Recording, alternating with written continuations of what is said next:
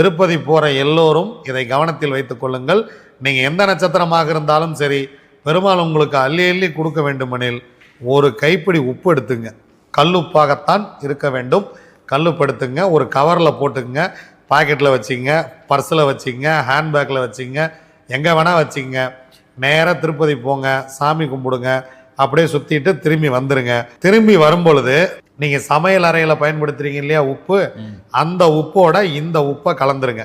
ஏன்னா உப்பு சந்திரன். இந்த உப்பை எடுத்து கொண்டு போய் நீங்கள் சந்திரன் ஆற்றோடு அந்த உப்பை திரும்ப கொண்டு வந்து நீங்கள் சமைக்கிற உப்பில் அதை கலந்துட்டீங்க அப்படின்னா திரும்ப திரும்ப உப்பு கொஞ்சம் கம்மியாக இருந்தால் நம்ம உப்பில் கலந்துக்கிட்டே இருப்போம். இந்த உப்பு அதில் கலந்து கொண்டே இருக்கும்.